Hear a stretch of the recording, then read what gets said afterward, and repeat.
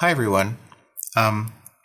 What I'd like to do now is to talk about sort of graphical representations of Bayesian models. So previously we spoke about conjugate priors, and sometimes, we have multiple different sort of layers of dependency. So we can have priors, but we can have priors on priors. Those may be called hyperpriors. And then we can have priors on those, hyperpriors, and so forth. So typically in Bayesian modeling, we have sort of hierarchies of dependencies between variables. Let's go ahead and write down sort of a simple forward model, or perhaps one of the simplest forward models.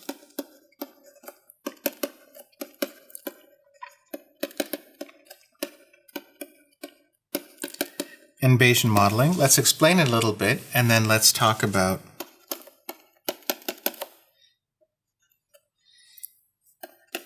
sort of all of the different steps.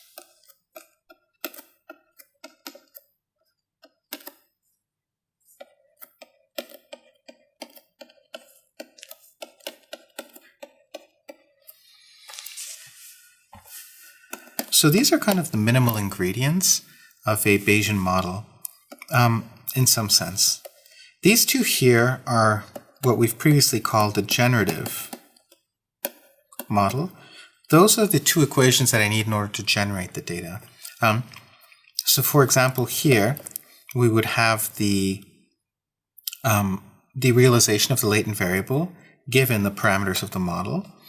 And then here we would sort of say, given the realization of the variables and the noise parameters of my instrument, then this is the measurement output. So the idea here for this generative model is to basically say, I generate my variable, and then my variable is corrupted by noise. This line here would be the one that I've written here is the example, or is something for IID data, but nothing is stopping me in some sense from generalizing this line and simply saying that I may have non-IID data, maybe Markov data, where my latent variable depends on my previous variable and the parameters of my model. And then the observation maybe is the same as what it was here. So when I consider, for example, Brownian motion, I have the particular position of a particle, but when I actually come down to measuring it, the positions of the particles themselves are corrupted by noise. So the position of the particle, for instance, may be drawn from a, as we saw in previous chapters, is drawn, for example, from a Gaussian distribution centered at the previous position. And by the time I have the current position, then in order to be able to sort of replicate my experimental setup, I have to generate noise. What about these two lines? Well, those two lines are not part of the data generative process. They're unique to sort of Bayesian modeling. And this is a prior on sort of the, we can call it the latent model parameters. And this is a prior on the emission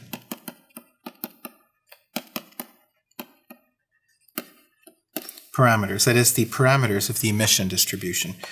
So big T is the prior on phi, and phi are the emission parameters. And H is the prior on psi, and psi are sort of the parameters of my model. So in the case of Brownian motion, for example, this may be the diffusion coefficient. This would be the prior on the diffusion coefficient. This would be my measurement, maybe my measurement is a Gaussian noise with zero mean and some variance. So maybe this would be the variance of my instrumental apparatus, and this would be the prior on it. These are, again, a very simple example of kind of a forward model. But like I said, very oftentimes you have many different sort of layers of dependencies between variables. So it's oftentimes useful not just to look at equations such as this, but really to kind of graphically represent what it is we have in mind when we talk about sort of how the variables depend on one another. So that's what I'd like to talk about now. Let's talk about the simplest thing, And let's start talking first about sort of the data. The data is normally shown as a shaded circle. And if we collect very many data, so right now I haven't been so specific as to whether these data are IID or Markov or something else, but if I collect very many of them, I can put them in a plate, write this down as Wn, shade this, and say that n runs from 1 to big N. Now, those are sort of all of my data.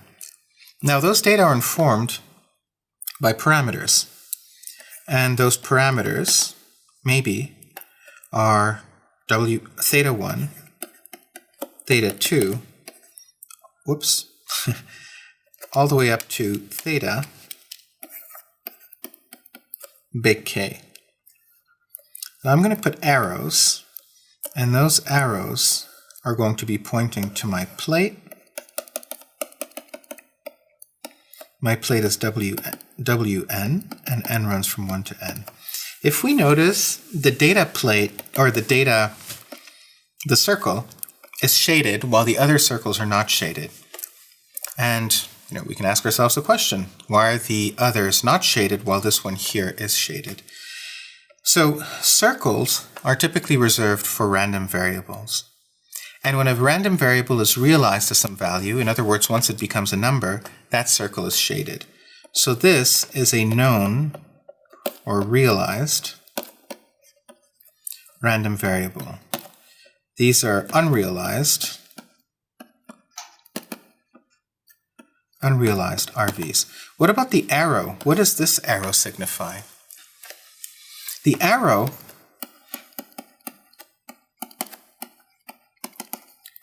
signifies conditional dependency. So it tells me that the distribution of W, 1 to n, depends on theta 1, theta 2, all the way to theta big K.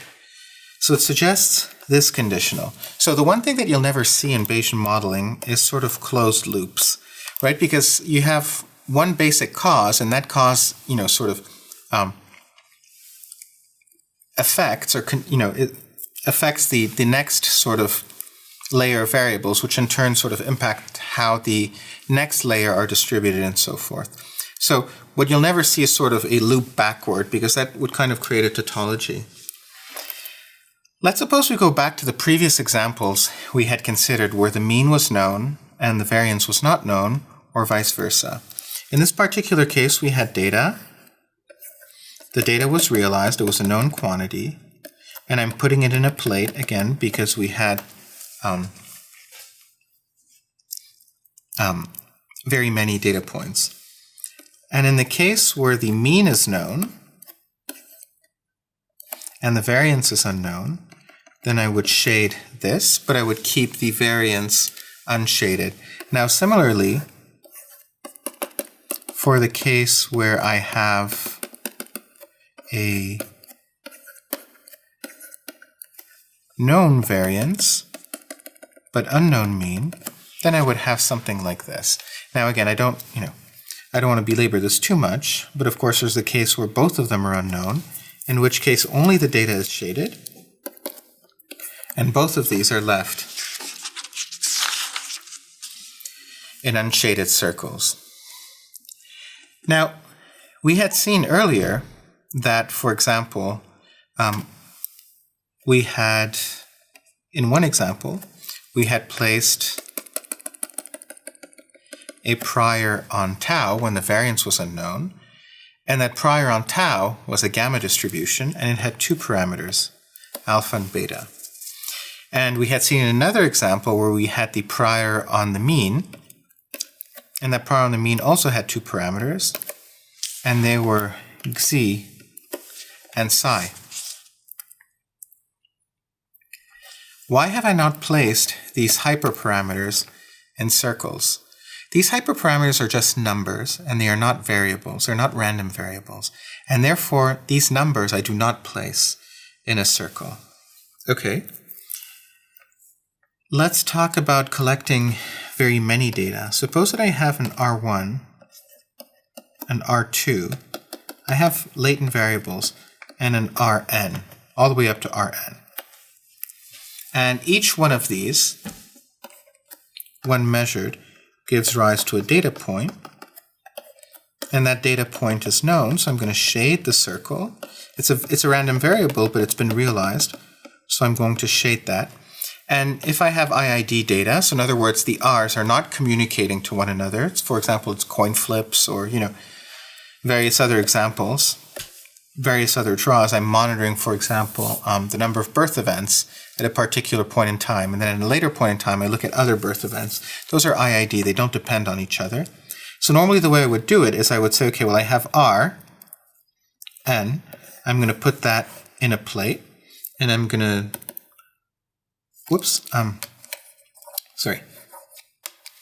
I'm going to have Rn, I'm going to put that in a circle. I'm going to have an arrow to my Wn. My Wn is realized, so it's shaded. And then I'm going to put that in a plate to indicate the fact that I have very many data points. And finally, I will also have other arrows, potentially, pointing to my parameters that I wish to learn, which themselves are distributed. So now I'm going to sort of that model that I wrote down very early on when I talked about sort of a minimal model in Bayesian modeling. I have my data, I have my latent variable, I have the parameters on which I place priors on my latent variable. So here I would have sort of hyperparameters, which I would, in the simplest model, I would not put in a circle because they're not random variables. And same thing here, would have other hyperparameters that inform the distribution. Previously we had written it as T, the distribution of phi, and I believe this was the distribution H. Yeah, for psi. And those are hyperparameters of H, while here would have the hyperparameters of the T distribution. What if I have dependency between my latent variables? How would I show that? Well, in this particular case, you would have some kind of R0, and my subsequent state depends on the state from which I came, and I keep on moving on this way. And now each one of these R's is giving rise to some experimental output, another random variable, but this one here is realized. And I write it as follows. Then we can ask ourselves the question, well, why did I not circle the R0? Maybe the initial condition is a given, and once I have started evolving, then, so for example, I've prepared my system in some state. For example, if it's a birth process, I know that I'm starting off with no new members. Or if it's a birth-death process, I know that I'm starting off with no new members. And then at some point, I turn on the system, and the birth and death events start occurring, and then I record those in sort of a corrupted fashion. Or it could be a particle that diffuses. I know that I introduce it into a system. I know exactly where it's starting from, but then afterwards it sort of freely diffuses. And then at that point, I try to measure its position with some kind of noise. So this would be an example of a Markov dependency between my latent variables being measured imperfectly. Now, if I really want to sort of ramp it up a notch, then I would say that I have my measurement parameters, or my emission parameters, which are informing the realization of my W. And I have my psi, which are informing the realization of the latent variables themselves. So, a bit messy here, but that's kind of a graphical representation, sort of showing that I have Markov dependency between my latent variables. I have corrupted versions of those variables. I'm not measuring the variables themselves. I have an initial position which is known and therefore not placed in a circle, which is a bit misleading here. And I have sort of my model parameters, maybe diffusion coefficients, and I have my emission parameters, maybe the variance of my experimental apparatus, on which I place priors. And, I may have some hyperparameters here, which I don't normally write down, but I certainly wouldn't put them in circles because they would not be variables. They would be sort of simply numbers. So that sort of summarizes graphical representations. Graphical representations are helpful, number one, because we don't have to write equations. We can sort of see the dependency, but they also help us simplify the math. And this sort of leads to the topic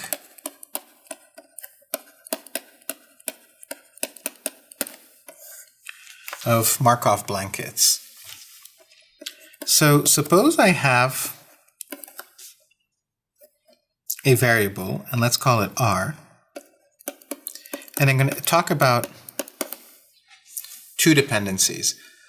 The Markov blanket of r, which I haven't yet defined, and the variables which lie outside the Markov blanket.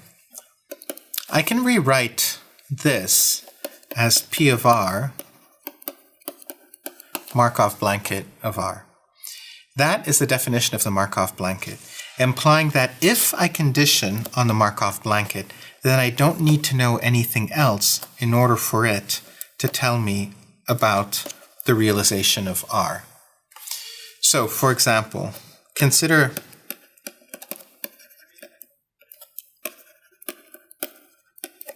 a Markov example, right? The dynamics are Markov. I can in principle write P of r conditioned on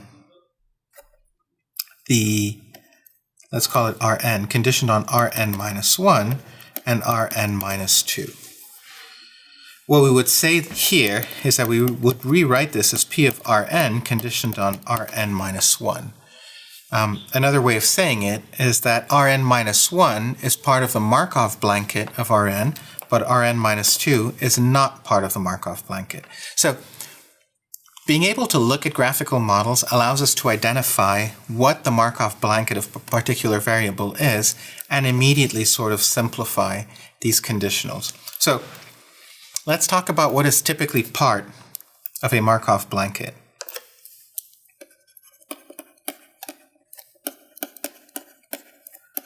So the Markov blanket includes the parent nodes, which I'll get to in a second, the children nodes, and the spouse nodes. So suppose I'm a variable r in a graphical representation. This is my r node. The parents will be anything that's pointing and informing r. So when I consider how r, the probability distribution over r, I need to know the parents, because that tells me how r is informed. But very interestingly, I also need to know about the children. The children also tell me something about how r is distributed, and that's useful information to have. The spouses, let's put them here, are also helpful because they allow you to deduce what from the child node came from the spouse versus coming from the node of interest. So this is why all three nodes here are part of the Markov blanket. What about grandparent node, you can argue? Well, grandparent node is not relevant because anything I know about r is coming from the parent. And whatever I know about the grandparent, or whatever was useful in the grandparent, was already sort of filtered through into the parent node. So by the time I'm asking about how r is distributed, it's useful to know about, if I know about the parent, then I need to know about the parent alone, not the grandparent. On the other hand, if the parent was not present, then yes, it would be helpful to know about the grandparent in order to be able to deduce how r is distributed. right? So these are the three typical types of nodes or dependencies that we keep. Oftentimes, as we get to sort of more advanced later portions of the textbook, what you'll see us do is sort of drop dependencies. And because we will say that those nodes lie outside the Markov blanket. And it'll become sort of an important part of model simplification. So again, just to bring it all together, a little bit cleaner.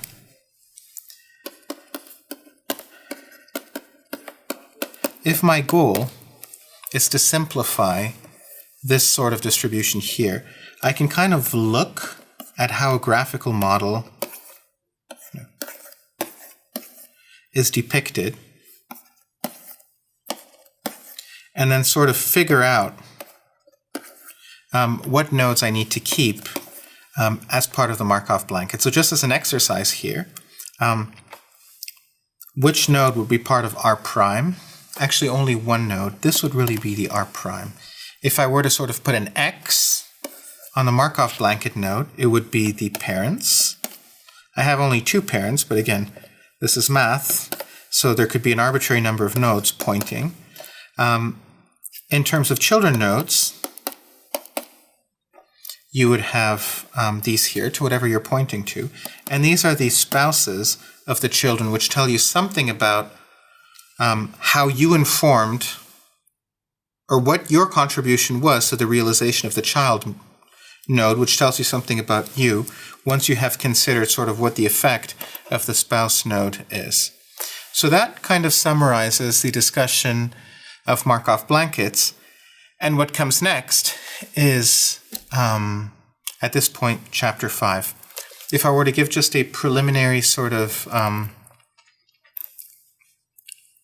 sort of brief review of what it is we're going to touch upon, we've talked about a lot of stuff. And an important thing that we've talked about is the posterior within the Bayesian chapter. So far, we've considered some pretty simple examples where the posteriors are things like gamma distributions or Gaussians that we can literally just plot and look at. And it tells us about how the data or how the parameter of interest is distributed given the data. But oftentimes our likelihoods are going to be complicated. We may or may not be able to identify conjugate priors, and the posterior will take a very complicated form. By the time it's taken a very complicated form, and typically we have very many parameters, it's just very difficult to sort of visualize it and think about what are the most probable values of the parameters, or what does my posterior even look like? And for that, we need to sort of be able to draw samples from a posterior. We need to say, look, well, this posterior may take 25 pages to write down, and I don't have an intuitive feeling for it, but maybe if I'd start drawing some samples from theta 1 to k, so I've drawn my samples once, and then maybe I draw my samples a second time, and I keep drawing samples very many times, well, onwards and onwards, then I start getting a feeling for what are typical values of theta 1, theta 2, all the way up to theta k. And that is the purview of Monte Carlo methods, which we will turn to next. Thank you.